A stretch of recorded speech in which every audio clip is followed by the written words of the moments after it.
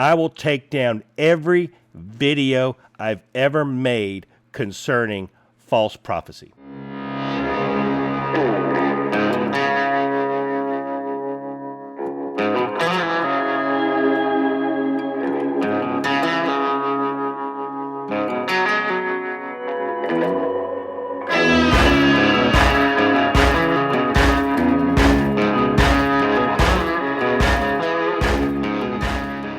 Hello, everyone, and thank you for stopping by the Alabama Woodsman.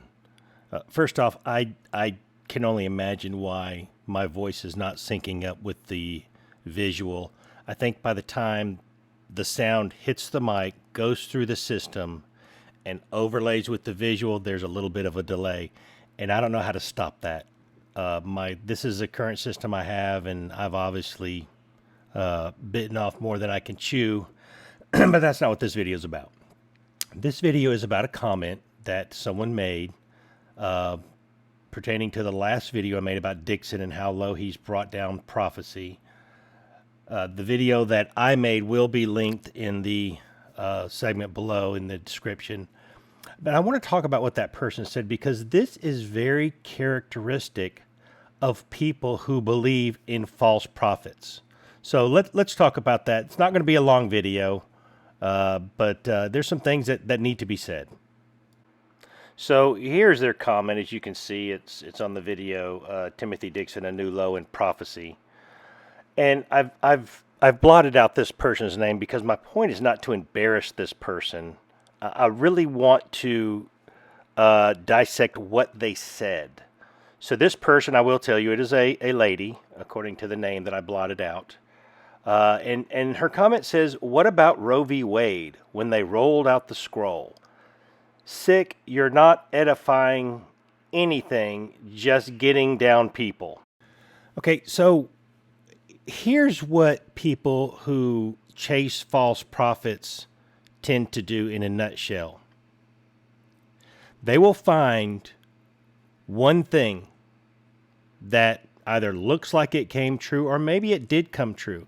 You know, Matthew 24:24 says false prophets will be able to show signs and wonders. And the signs and wonders are going to be so impressive that it could even lead the elect astray.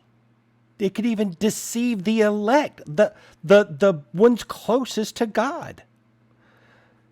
You can't just take one attaboy and it totally wipe out a ton of uh-ohs. You can't do that. So just because he gets something right doesn't mean he is a true prophet. Okay? Now, I've said it before, and I want someone to answer this question. Miss Lady, if you'd like to comment, if you watch this video, comment on this. If the Bible says false prophets can get some things right, and today's current prophets say, oh, well, we can get some things wrong.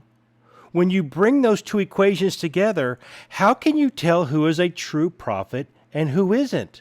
There is no possible way to tell a false prophet from a true prophet unless you use biblical standards. And that's what we need to talk about. Biblical standards on prophecy. See, telling me what's in the news or what's going to happen is not biblical prophecy. It's soothsaying. Okay? Prophecy is to edify the church and bring correction, not to tell you that the former president who lost his election is going to be put back in office before a new election 4 times and then it didn't happen. It's not telling me that Italy is going to utterly be destroyed with tsunamis and earthquakes and meteors. Give an exact day and year, and then when it didn't happen, that's not that's soothsaying. Now, back to what people tend to do. This person wanted to concentrate on something that, first of all, is easily disproven. Okay? Everyone knew that was the big fear, that if Donald Trump got to put in who he wanted to on the Supreme Court, that Roe v. Wade would fall. Everybody knew that months before Dixon had his vision. And then second, The whole thing was about getting our country back. We do not have our country back. If you think that abortion went anywhere, it didn't. It just went to the states. There are some states that are outlawing it, but it still can be done. Now, here's the gist of it.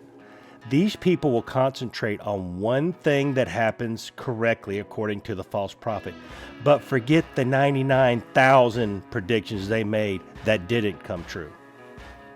See, they want to say, oh, well, what about he did this right? Yeah, but look at all that he did wrong. And God takes this so serious that in the Old Testament, a false prophet speaking from his heart or speaking a dream that God did not send was to be stoned to death. Now, we don't do that nowadays, and I'm not calling for anything to happen to Mr. Dixon except that he stopped doing what he's doing. I don't wish harm. I pray for the man. I have prayed for the man. I felt sorry for the man watching some of his videos. There is clearly a problem here. But Miss Lady, your whole defense of Timothy Dixon because of one prophecy that's not even a good one, that's not even the best one, he got close, is ridiculous. But that's what these people do. They don't understand a single thing about Bible standards when it comes to prophecy. They latch on to one thing, and they will not defend all the other things that he said that's not come true. So here's what you need to do. I will challenge anyone. You successfully defend against the videos I've made exposing all these people, including Mr. Dixon. You successfully defend him against those using Bible, and I will take down every video I've ever made concerning false prophecy. All right, folks, that's it. And with that, I'm going to find an aspirin.